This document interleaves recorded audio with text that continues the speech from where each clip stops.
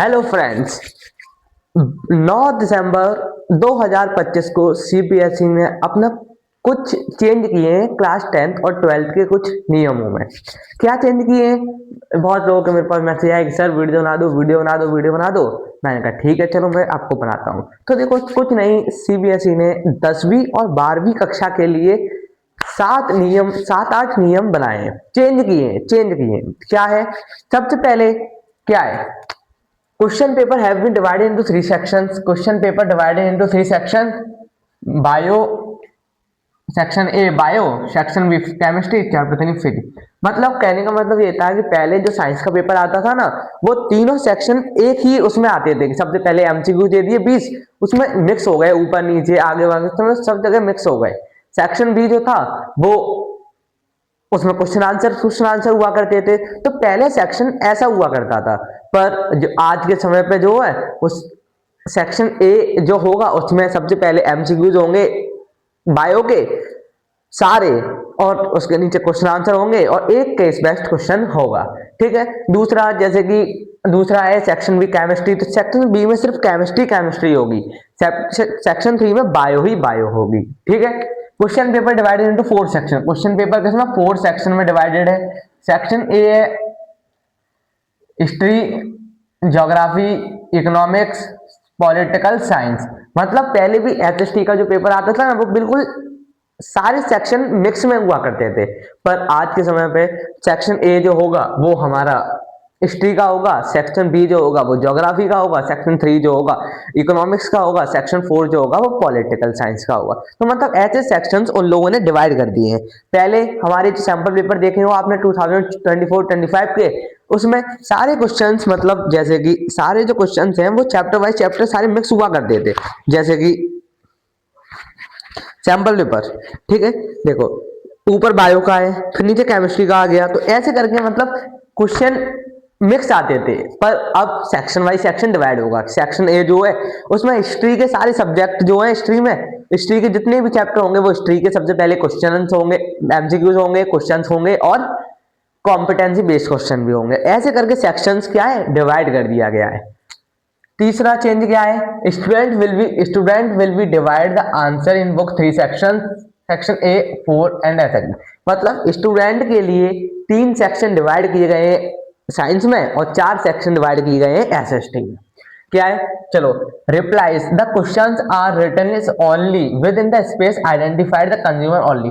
मतलब पहले ऐसा होता था कि सेक्शन ए क्वेश्चन नंबर 5 है, तो क्वेश्चन नंबर 5 को हमने लास्ट में जाके कर दिया। तो आज के समय पे जो मतलब जो 2026 के जो पेपर होंगे उसमें सेक्शन ए बी सी अलग अलग सेक्शन होंगे।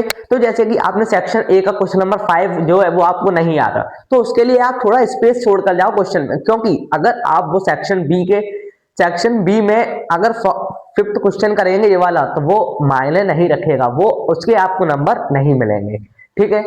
The reply the sections should not be written and mixed the other section. मतलब देखो, इंपॉर्टेंट पॉइंट है कि अगर आपने एक सेक्शन का क्वेश्चन दूसरे सेक्शन में कर दिया, तो अगर आपने ऐसा कर दिया कि एक क्वेश्चन दूसरे सेक्शन में कर दिया, तो इस केस में द रिप्लाईज आर मिक्स, मतलब जो आंसर जो है वो मिक्स हो जाएंगे। They will not evaluate and no marks about it, कि वो हमारे मायने नहीं रखेंगे और उसके एक भी नंबर आपको नहीं मिलेंगे। मतलब कहने का मतलब ये है कि पहले जो है वो आप ऐसा करते थे कि सेक्शन ए बी सी हमने डिवाइड कर लिया, section A physics, section B chemistry, section C bio. ठीक है। तो इसमें जैसे कि हमने देखा कि सेक्शन ए फिजिक्स का है, फिजिक्स में हमने 5 वाला क्वेश्चन नहीं आ रहा, तो उसके लिए आपको स्पेस छोड़ना पड़ेगा। अगर आपने उसके लिए स्पेस नहीं छोड़ा, सेक्शन बी के जाके 5 वाला कर दिया, तो वो नंबर आपके वहां कैलकुलेट नहीं किए जाएंगे। ठीक है। सच मिस्टेक विल नॉट एक्सेप्टेड। कुछ ऐसी मिस्टेक है जिसे हम एक्सेप्ट नहीं कर सकते, जैसे कि the address even during the verification and evaluation. फिर उसके बाद अगर पेपर दे दिया तो फिर आप चेक करोगे, वेरिएशन करवाओगे, ऐसी नोटबुक चेक करवाते हैं ना, तो नोटबुक चेक करवाओगे, उसमें अगर आप ये करो कि ये रिजल्ट तो हमारा डिक्लेयर कम नंबर इसलिए आए क्योंकि हमारे बच्चे ने ये क्वेश्चन ऊपर नीचे कर दिया, तो उसकी कोई वैल्यू हमारे पास नहीं रखी जाएगी। ठीक है। 75% अटेंडेंस अवेलेबल होनी चाहिए, कंपलसरी है कि 75% अटेंडेंस जो है ना वो हमारी कंपलसरी होनी चाहिए। अगर हमारी 75% अटेंडेंस कंपलसरी नहीं है तो आपको बोर्ड एग्जाम नहीं दिए नहीं जाएगा। ठीक है। तो आपको पूरे एक साल में 75% आपको स्कूल में प्रेजेंट होना पड़ेगा, अटेंडेंस कंपलसरी है। पेपर्स में 50% कॉम्पिटेंसी बेस्ड क्वेश्चन, 50% जो है वो एमसीक्यूज होते हैं। 50 पेपर में सीबीएसई ने ऑफिशियली कह रखा है कि पेपर में 50% कॉम्पिटेंसी बेस्ड क्वेश्चन होंगे, 20% जो है वो हमारे शॉर्ट आंसर होंगे और 30% जो है वो हमारे लॉन्ग आंसर होंगे। ठीक है। तो जैसे कि आपके पास पूरा बोर्ड का पेपर आएगा, उसमें पहले तो सेक्शन ए बी सी तीनों ही डिवाइडेड होंगे। सेक्शन ए सिर्फ और सिर्फ पूरा बायो का होगा, सेक्शन बी पूरा ही पूरा केमिस्ट्री का होगा, सेक्शन 3 पूरा ही पूरा फिजिक्स का होगा। तो पहले आपको इसमें समझना पड़ेगा कि सेक्शन ए जो है उसमें अगर आपका कोई भी क्वेश्चन रह जाएगा तो उसके लिए आपको स्पेस छोड़कर जाना पड़ेगा, और या फिर एक चीज और लिख सकते हैं, हम वहां लिख सकते हैं प्लीज टर्न ओवर, पीटीओ भी लिख सकते हैं हम, क्या पीटीओ। ठीक है। तो आपने सीधा सीधा इसमें ये लिखाया गया है कि कुछ नहीं है इसमें 75%, वो सब तो आपको पता ही हुआ है। देखो सबसे पहले 3 सेक्शन डिवाइड हुए जाएंगे, पहले सारा पेपर मिक्स आता था, 3 सेक्शन डिवाइड होंगे, section A B C. A section का कोई भी आंसर आप बी सेक्शन में नहीं लिख सकते, अगर आपने लिख दिया तो उसके नंबर आपको मिलेंगे नहीं। ठीक है। और इसके बाद ये कहा गया 50% कॉम्पिटेंसी बेस्ड क्वेश्चन होंगे, 20% शॉर्ट आंसर होंगे और 30% लॉन्ग आंसर होगा। तो ऐसे ही 100% का पेपर बनता है। तो एक बात याद रखना, इससे कुछ नहीं होता, जे तो दिए ना उससे कुछ नहीं होता।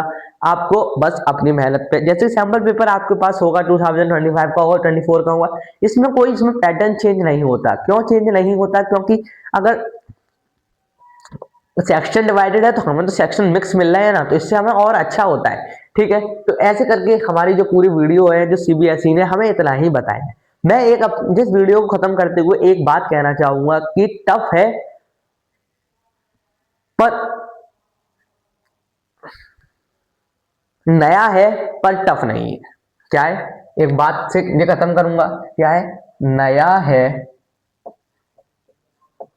पर टफ नहीं है।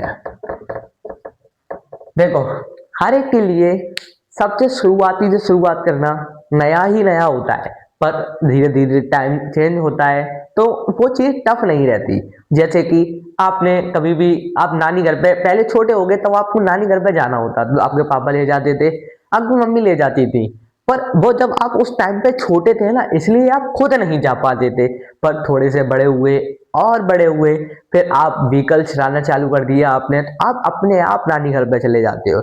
जैसे कि आप स्कूल की बात करो तो सबसे पहले बच्चा क्लास फर्स्ट में आता है, फर्स्ट पढ़ता है, फर्स्ट के बाद सेकंड में जाता है, फिर थर्ड में जाता है। तो हर एक के लिए ये चीज तो नहीं है ही है। अब जो बताओ, जो क्लास 10th का बच्चा होगा वो पहली बार बोर्ड एग्जाम देगा, तो पहली बार बोर्ड एग्जाम देगा तो वो क्या उसके लिए टफ है क्या? नहीं, नया है पर टफ नहीं है। तो ये बात याद रखना, पेपर में भी अगर आप कुछ ना कर पाओ तो एक लाइन याद रखना कि नया है पर टफ नहीं है। ठीक है। वीडियो अच्छी लगी लाइक करें, सब्सक्राइब करें, बेल आइकन दबाना ना भूलें।